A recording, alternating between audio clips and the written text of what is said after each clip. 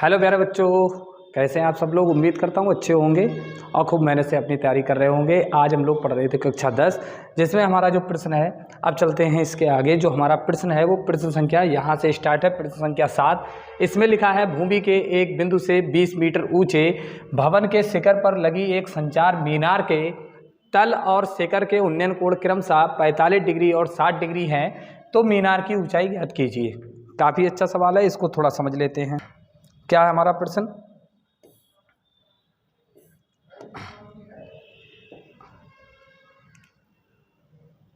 तो अब देखते हैं, भूमि के एक बिंदु से 20 मीटर ऊंचे भवन। तो इसके लिए हमें एक समकोण त्रिभुज बनाने की आवश्यकता होगी। तो हमने मान लिया भूमि का एक बिंदु है और बिंदु से 20 मीटर ऊंचे भवन।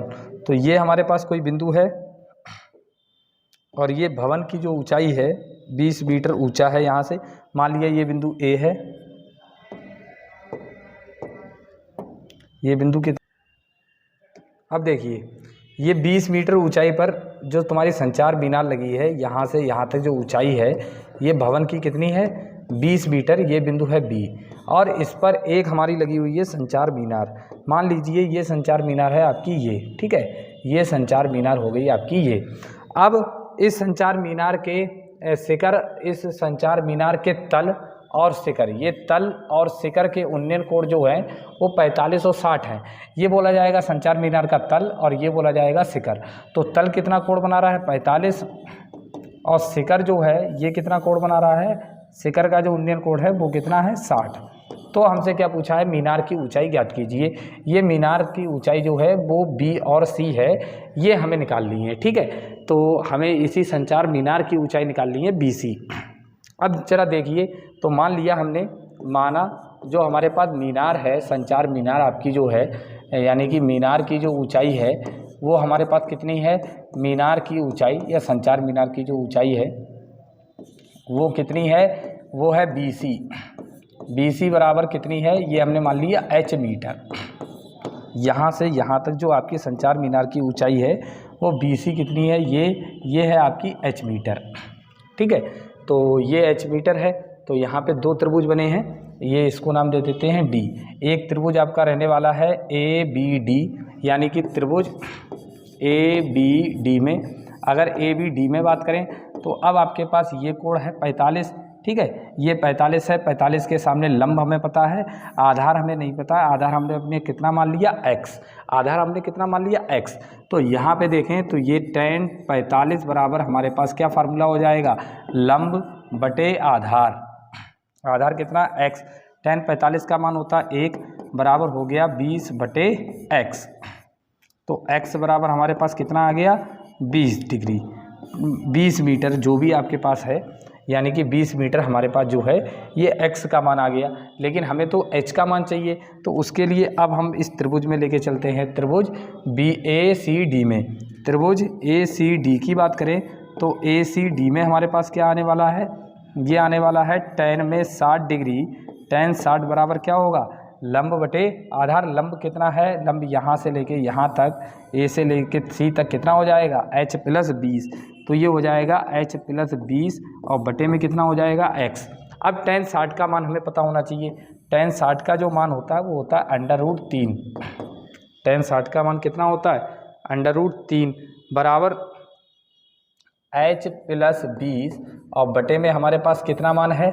बटे में हमारे पास x का जो मान है वो समीकरण 1 से अगर बात करें तो x का मान हमारे पास कितना है? 20। तो इधर गुणा हो जाएगी, ये हो जाएगा 20 √3 बराबर H + 20। अगर यहाँ से h का मान निकाले तो ये 20 √3 माइनस 20 बराबर कितना हो जाएगा? h। अगर h की बात करें तो 20 ले लेंगे कॉमन, कितना हो गया? √3 माइनस 1 मीटर।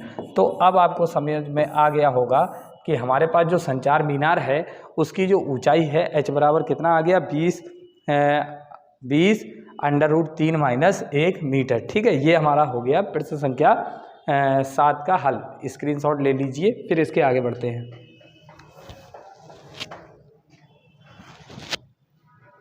अब बात करें इसके आगे, तो इसके आगे अब बढ़ते हैं। हमारा जो अगला सवाल है, ये अगला सवाल क्या है? ये अगला सवाल हमारा लिखा हुआ है, एक पेडिस्टल के शिखर पर एक पेडिस्टल के शिखर पर 1.6 मीटर ऊंची मूर्ति लगी है। भूमि के एक बिंदु से मूर्ति के शिखर का उन्नयन कोण 60 डिग्री है और उसी बिंदु से पेडिस्टल के शिखर का जो उन्नयन कोण है वो 45 डिग्री है। पेडिस्टल की हमें ऊंचाई ज्ञात करनी है। हमें यहाँ पे पेडिस्टल की ऊंचाई हमें क्या करनी है, ज्ञात। अब जरा इस सवाल के बारे में समझते हैं। इस सवाल में हमें पेडिस्टल की ऊंचाई ज्ञात करनी है, तो देखेंगे अब थोड़ा। तो इसके लिए फिर एक त्रिभुज बनाएंगे।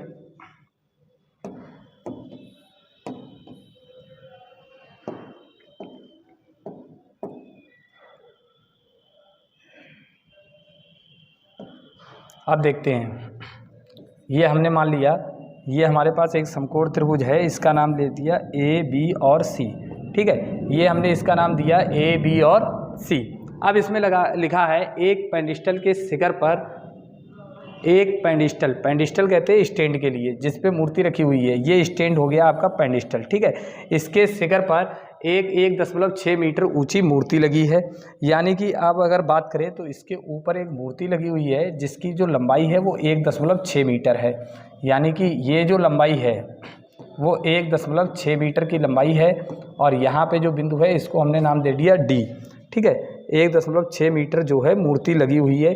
अब आगे क्या कह रहा है, भूमि के एक बिंदु से मूर्ति के शिखर का उन्नयन कोण 60। तो भूमि का ये बिंदु है, इससे यहाँ पे जो डी है इसके शिखर का जो उन्नयन कोण है वो कितना है, 60 डिग्री। और क्या कहा है, और उसी बिंदु से यानी कि इसी बिंदु से पेडिस्टल के शिखर का उन्नयन कोण, यहाँ पे एक शिखर है ये पाद होगा, तल का जो उन्नयन कोण है वो कितना है, वो है 45 डिग्री। तो हमसे क्या पूछा है, पेडिस्टल की ऊंचाई पूछी है, अर्थात ये वाली जो हमसे लेंथ है वो ये पूछी है h। ठीक है, अब थोड़ा देखेंगे,